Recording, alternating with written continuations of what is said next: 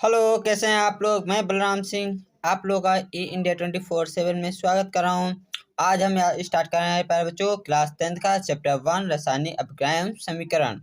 जो UP board most important question जो हैं वो हम आज सारे डिस्कस करेंगे, ठीक है। तो आप लोग अगर हमारे चैनल को लाइक और सब्सक्राइब नहीं किया है, लाइक और सब्सक्राइब कीजिए, चल हमारे साथ बने रहिए। और देखिए मोस्ट इम्पोर्टेंट डिफिनेशन जो आप लोगों को तैयार कराने वाले वो हाल में आप लोग तैयार कर लीजिएगा, ठीक है।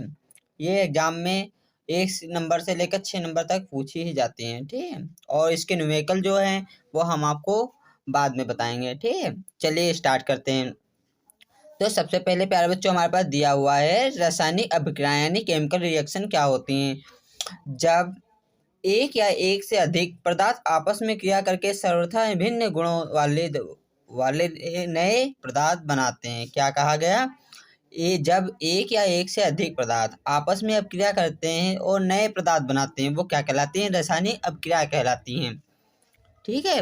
रासायनिक अपक्रियाओं में भाग लेने वाले पदार्थ जो भाग ले रहे हैं वो अभिकारक कहलाते हैं और अपक्रिया से जो उत्पन्न होते हैं वो क्या कहलाते हैं, हमारे उत्पाद कहलाते हैं, ठीक है। अब इसकी पहचान कैसे करेंगे प्यारे बच्चों। ये रासायनिक अभिक्रियाओं की पहचान हम इन्हीं प्रकार से कर सकते हैं। कैसे, अवस्था परिवर्तन यानी उनका जो आकार आकृति होगी वो सारे परिवर्तन हो सकता है, चेंज हो सकता है। रंग का परिवर्तन, इसमें कलर जो होंगे उसमें चेंज हो सकता है। गैस निकलना, ताप परिवर्तन और अवक्षेप निर्माण से इनका परीक्षण हम कह सकते हैं, यानी इनकी पहचान कर सकते हैं। आगे हमारे पास है रासायनिक समीकरण यानी केमिकल इक्वेशन क्या होती हैं। ठीक, तो केमिकल इक्वेशन पर किसी रासायनिक अभिक्रिया में भाग लेने वाले अभिकारक तथा अभिक्रिया के फलस्वरूप प्राप्त होने वाले उत्पादों को मानक प्रतीकों एवं सूत्रों द्वारा निरूपित करने को रासायनिक समीकरण कहते हैं। जो ये हमने रासायनिक समीकरण करा रहे हैं तो किसी तत्व या एलिमेंट या पदार्थ होगा उसका सूत्र ही लेंगे। उन सूत्रों को क्या कहते हैं, रासायनिक समीकरण कहते हैं। जैसे मैग्नीशियम तथा ऑक्सीजन की रासायनिक अभिक्रिया से मैग्नीशियम ऑक्साइड बनता है। इसका प्रत्यात्मक रासायनिक समीकरण इस प्रकार से, मैग्नीशियम क्या होता है प्यारे बच्चों, मैग्नीशियम का प्रतीक Mg होता है। O2 क्या होता है, ऑक्सीजन का। ये दोनों हमारे पास प्रतीक है, इन्हीं को क्या कहते हैं, रासायनिक समीकरण। Mg का इसका उत्पाद अभिकारक है, इन दोनों की क्रियाएं करा रहे हैं। इन दोनों की अभिक्रिया करने के बाद क्या मिलेगा प्यारे बच्चों, MgO मिलेगा, ठीक, यानी उत्पाद प्राप्त होगा हमारे पास। अब देखेंगे इनको संतुलित कैसे करते हैं हम। तो रासायनिक समीकरण को संतुलित करने कैसे करते हैं देख लेते हैं।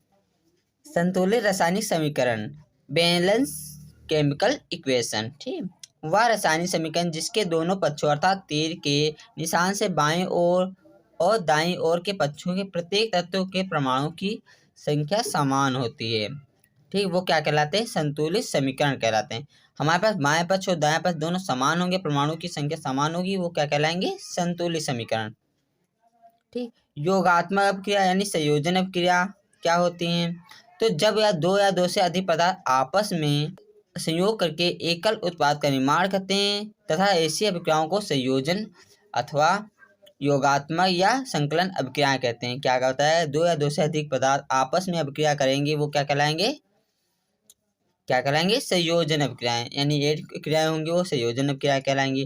फॉर एग्जाम्पल हमारे पास कैल्शियम का एक तत्व है, इधर भी कैल्शियम का एक तत्व। ऑक्सीजन 2 है तो ऑक्सीजन के 2 दिए हुए हैं, H2 है तो 2, यानी ये संतुलित समीकरण, ठीक है। इस प्रकार से आप संतुलित समीकरण बना देख सकते हैं। तो आगे हमारे पास दिया हुआ है प्यारे बच्चों वियोजन अभिक्रियाएं यानी अपघटन अभिक्रियाएं क्या होती हैं। वह अपक्रिया जिसमें एक अभिकारक विघटित अथवा अपघटित होकर दो से अधिक उत्पाद बनाते हैं, वियोजन या अपघटन अभिक्रिया कहलाती हैं। वियोजन अभिक्रियाएं निम्न प्रकार से हो सकती हैं, उसमें वियोजन और विद्युत अपघटन, ठीक है। तो उसमें वियोजन हम देख लेते हैं क्या होते हैं प्यारे बच्चों। इसमें अभिक्रियाएं अभिकारकों के अपघटन है तो उष्मा के रूप में ऊर्जा का प्रयोग करती है, यानी यह अभिक्रिया जो होगी इसमें हम उष्मा को हम देंगे और हमें अभिक्रिया प्राप्त होगी, यानी जो उष्मा होती है वो इस क्रिया में यूज की जाती है। वो यानी ये कैल्शियम कार्बन ऑक्साइड दिया हुआ है, इसको हम तोड़ने के लिए किसका यूज करेंगे, उष्मा का।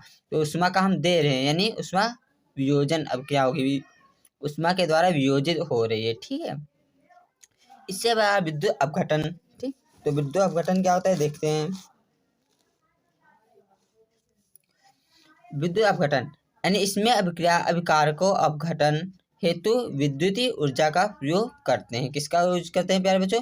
विद्युत ऊर्जा का। कभी कभी आप लोगों ने देखा होगा कि हम जल को गर्म करने के लिए इलेक्ट्रिसिटी यानी लाइट का यूज करते हैं, बिजली का यूज करते हैं, और उसमें बाद में जब गर्म होने लगता है पानी तो उसमें भाप निकलने लगती है। ठीक है, वही यहाँ काम है। देखो क्या है, H2O यानी जल को हम गर्म कर रहे हैं विद्युत धारा देकर, और हमें क्या प्राप्त होगा? H2 और O2 मिल रहा है, गैस मिल रही है, और O2 यानी ये भी गैस हमें मिल रही है, दोनों भाप बन के उड़ जा रहे हैं।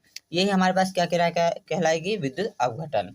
ठीक है, अब आए प्रकाश अपघटन अथवा प्रकाशीय रासायनिक अपघटन। ठीक है, तो ये क्या होता है प्यारे बच्चों? ये वो होता है, इसमें हम क्या क्या अपक्रिया अपघटन हेतु प्रकाश की ऊर्जा का यूज करेंगे। किसमें? प्रकाश अपघटन अथवा प्रकाश रासायनिक अपक्रिया क्या होती है प्यारे बच्चों?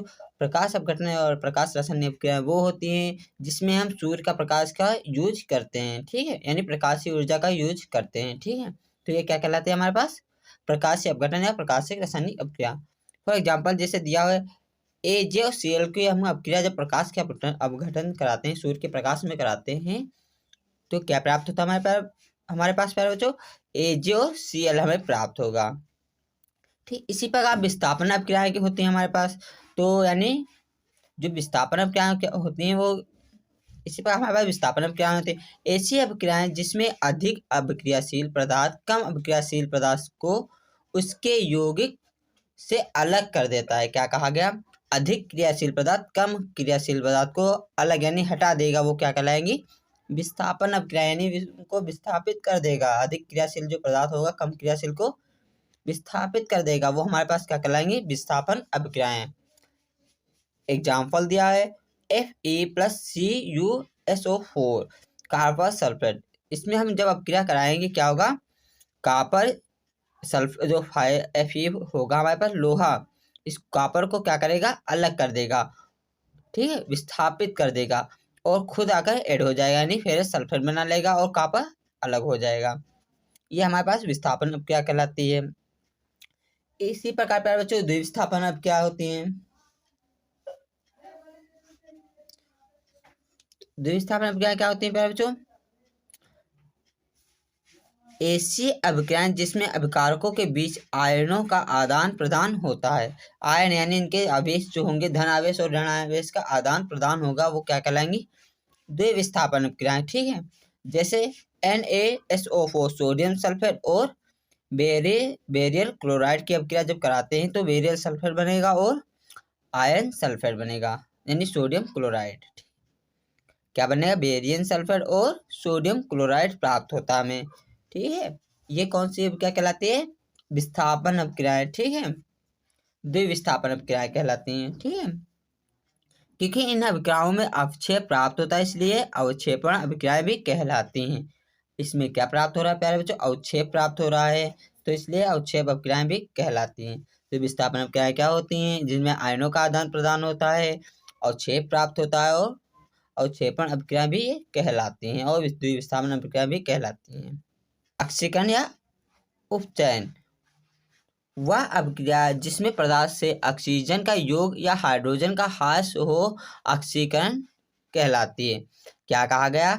ऑक्सीजन का या तो ऐड किया जाए या तो निकाल लिया जाए, यानी ह्रास हो जाए, वो क्या कहलाएगी? हमारे पास ऑक्सीकरण कहलाती है। क्या प्यारे बच्चों कहलाती है? ऑक्सीकरण या उपचयन अभिक्रिया कहलाती है। जैसे कॉपर की अभिक्रिया जब ऑक्सीजन से कराते हैं तो कॉपर ऑक्साइड बनाता है, इसमें क्या हो रहा है? ऑक्सीजन को योग हो रहा है, तो ऑक्सीकरण भी कहलाएगी। अगर यहाँ से हम निकाल भी देते हैं ऑक्सीजन को तो क्या कहलाती? ऑक्सीकरण कहलाती, यानी ह्रास कर देते तो यह ऑक्सीकरण या उपचयन कहलाती है। इसी प्रकार हमारे पास दिया हुआ उपचयन रिएक्शन यानी अपचयन। क्या प्यारे बच्चों? इस बार हमारे पास अपचयन दिया वह अपक्रिया जिसमें ऑक्सीजन का ह्रास या हाइड्रोजन का योग हो या पदार्थ को इलेक्ट्रॉन प्राप्त हो, अपचयन कहलाती है। क्या कहलाती है प्यारे बच्चों? अपचयन। इसमें क्या कहा गया प्यारे बच्चों, अपचयन अभिक्रिया वो होंगी जिसमें हाइड्रोजन का योग हो या तो हाइड्रोजन का हास्य हो, वह क्या अभिक्रिया कहलाती है हमारे पास अपचयन अभिक्रिया। जैसे कॉपर ऑक्साइड H2 का ऐड किया जा रहा है, कॉपर और हाइड्रोजन का मिलाकर ऑक्सीजन बना रहे हैं, ये अब क्या कहलाएंगी अपचयन। ठीक, तो क्या कहा गया प्यारे, वह अभिक्रिया जिसमें ऑक्सीजन का हास्य या हाइड्रोजन का योग हो, वह पदार्थ को इलेक्ट्रॉन प्राप्त होते हैं या अपचयन अभिक्रिया कहलाती है। कॉपर ऑक्साइड और H2 क्या बना लेंगे, कॉपर और H2 जल बनाते हैं।